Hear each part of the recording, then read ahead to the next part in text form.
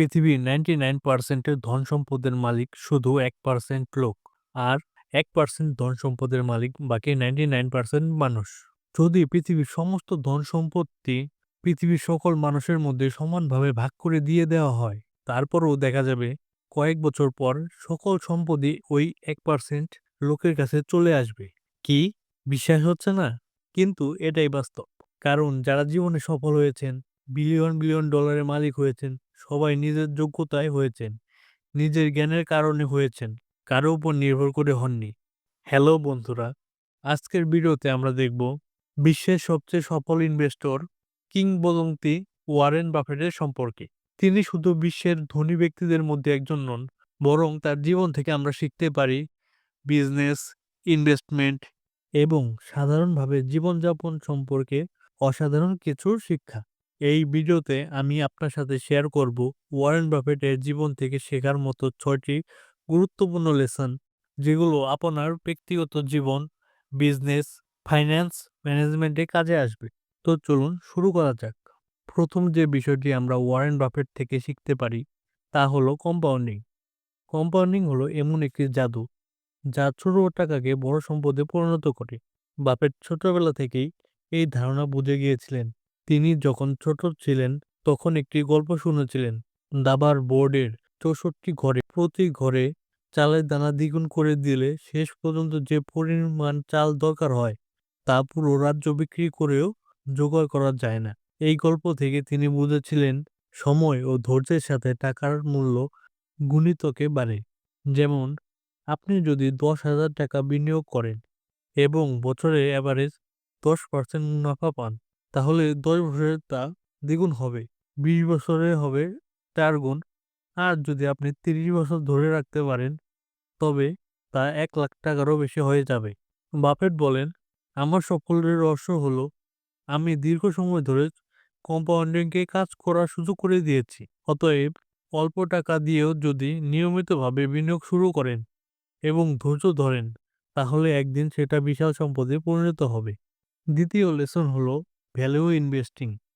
Value investing মানে হলো কোনো কোম্পানি বা সম্পদকে তার প্রকৃত মূল্যের তুলনায় কম দামে কেনা। এবং বাফেট তার গুরু বেঞ্জামিন গ্রাহামের কাছ থেকে এই কৌশল শিখেছিলেন।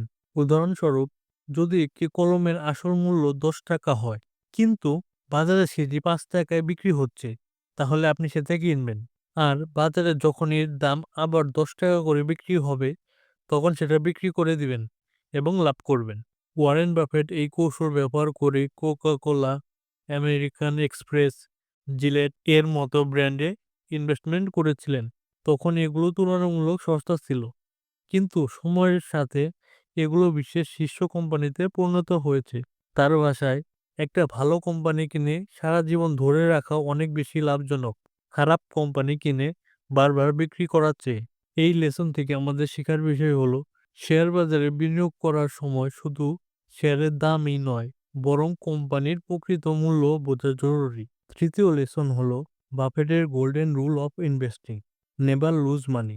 এর মানে হলো বিনিয়োগ করার আগে ভালো করে ভেবে নিতে হবে, ঝুঁকি নিয়ে জুয়া খেলা বিনিয়োগ নয়। যেমন ধরুন, আপনি যদি হঠাৎ ট্রেন্ড দেখে কোনো কোম্পানির শেয়ার কিনে ফেলেন, সেখানে আসলে কোম্পানির কোনো শক্তিশালী ভিত্তি নেই, তাহলে সেটা অনেক সময় ক্ষতির দিকে নিয়ে যেতে পারে। তাই বাফেট সবসময় সতর্কভাবে বিনিয়োগ করেন এবং ক্ষতির সম্ভাবনা যতটা সম্ভব কমিয়ে দেন। চতুর্থ লেসন হলো ফোকাস। একবার বিল গেটস ও ওয়ারেন বাফেটকে জিজ্ঞাসা করা হয়েছিল তাদের সাফল্যের মূল কারণ কি। দুজনে একই উত্তর দিয়েছিলেন, তা হলো ফোকাস। এক কাজে মনোযোগ দেওয়া ছাড়া বড় সাফল্য সম্ভব নয়। বাফেট সারা জীবন শুধু বিনিয়োগ এবং ব্যবসার উপর ফোকাস করেছেন। তিনি কখনো একই সাথে একাধিক ব্যবসায় ঝাঁপ দেননি। আমাদের জন্য লেসন হলো এক সময়ে একটি মাত্র কাজে মনোযোগ দিন। যতক্ষণ না সেই কাজে সফল হচ্ছেন, ততক্ষণ অন্য কিছুর দিকে মন দেবেন না। পঞ্চম লেসনটি হলো সিম্পলিসিটি। ওয়ারেন বাফেট পৃথিবীর অন্যতম ধনী মানুষ, তবুও তিনি আজও 1958 সালে কেনা সেই বাড়িতেই থাকেন। 2014 সালে কেনা ক্যাডিলাক এক্সটিএস গাড়ি চালান, সাধারণ পোশাক পরেন এবং সাধারণ খাবার খান। তিনি বলেন, আমার কাছে টাকা মানে বিলাসিতা নয়, টাকা আমার কাছে স্বাধীনতা। এর থেকে আমরা শিক্ষা নিতে পারি সফল হলেও জীবনে অহংকার বা বিলাসিতা আনা জরুরি নয়, বরং সাধারণভাবে বাঁচলে জীবনে শান্তি বেশি পাওয়া যায়। ষষ্ঠ লেসনটি হলো চ্যারিটি। ওয়ারেন বাফেট কথা দিয়েছেন তার মৃত্যুর পর নিজের সম্পত্তির 99% দান করবেন।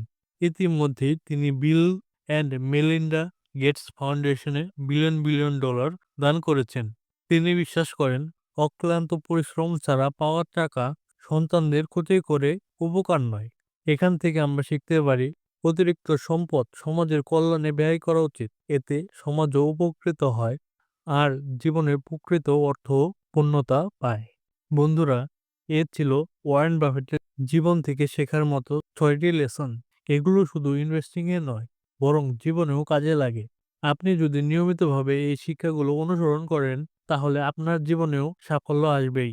ভিডিওটি ভালো লাগলে লাইক দিন, কমেন্টে লিখে জানান এর মধ্যে কোন শিক্ষাটি আপনার সবচেয়ে বেশি প্রভাবিত করেছে এবং অবশ্যই চ্যানেলটিকে সাবস্ক্রাইব করতে ভুলবেন না।